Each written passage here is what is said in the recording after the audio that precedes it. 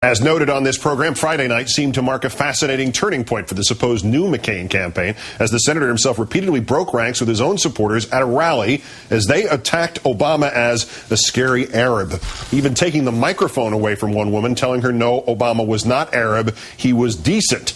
Decent as the opposite of Arab, of course, still a racist, however well-intentioned defense. In any case, if you missed that turning point this weekend, too late, it's over. McCain Classic is back.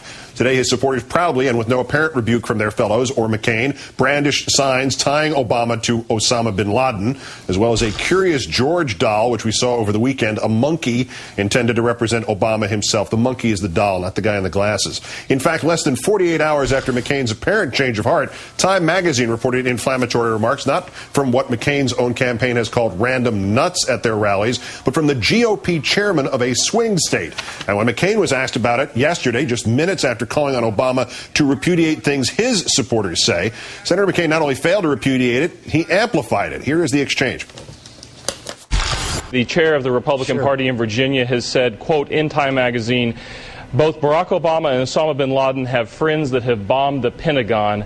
That is scary. Is that appropriate for a state party chair to be saying? I'd have to look at the context of his remarks. I have always repudiated any comments that have been made that were inappropriate about Senator Obama. But the fact is, William Ayers was a terrorist and a bomber and unrepentant. And I don't care about that. But Senator Obama ought to be candid and truthful about his relationship with Mr. Ayers, in whose living room he launched his political campaign. And Senator Obama said he was just a guy in the neighborhood. It was a lot more than that. On that note, let's turn to Chris Hayes, Washington editor of The Nation magazine. Chris, good evening. Hey, Keith. What? I'm not going to ask you to try to pin you down on where the McCain campaign stands about slandering Obama and using supposed domestic terrorists or whatever, because there's no way to track it. It's 12 minutes past the hour. It could change again before quarter past. But what was the implication about Obama in that statement, and how could John McCain, after it, claim he is not just as down in the dirt as anybody else in his campaign?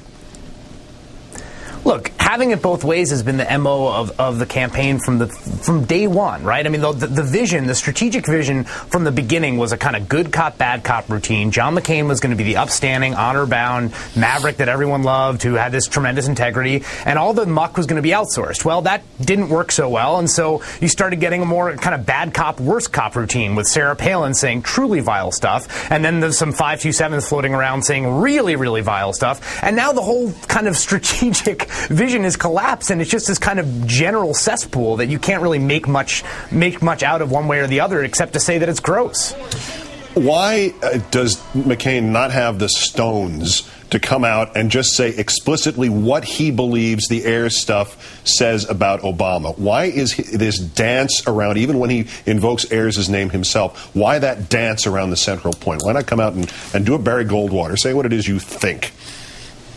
Yeah, that's a good question. It's a question the Obama campaign has asked. I mean, I have no idea what's going through John McCain's mind. It seems to me, and this is, armchair psychoanalyzing, but it's moral vanity at a certain point, right? I mean, he wants to reap the benefits of this very dark, gothic, very backlash politics that he's been kind of stoking on the sly, but he doesn't want to pay the cost to his reputation as John McCain, the stand-up guy. He wants to have it both ways. So the way that he's trying to square that circle right now is to sort of wink and nudge and let people around him say these things and bring it up in this way and then say, well, I don't actually care about Bill Ayers.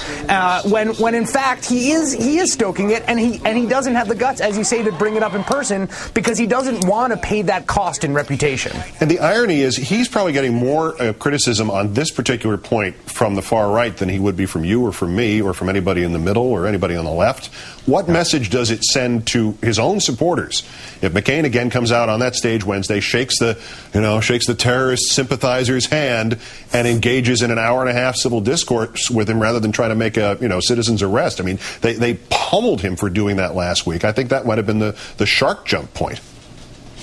I agree. The problem is this entire line of reasoning and attack that goes around, that intimates these very dark and erroneous and specious things about Senator Obama, it's really playing with fire, and it's not something that once you unleash you could control. I mean, we saw that in some ways in the back and forth with the crowds last week, in which you have a guy snapping at McCain, the candidate, let me finish, because they're so worked up, and we saw the backlash towards him from the right, that he wasn't tougher on Obama in the campaign. I think what it does for the sort of reasonable part of the electorate is that to the degree to which McCain won't say it to his face in the debate, it really says, look, there really is nothing here. Because if there were, and if the concerns were genuine, then he would step up and say it. What does it say that woman he took the microphone out of her hands was interviewed afterwards and said she still believes that Obama was an Arab, as if, by the way, that term meant, he was a mortal threat to her?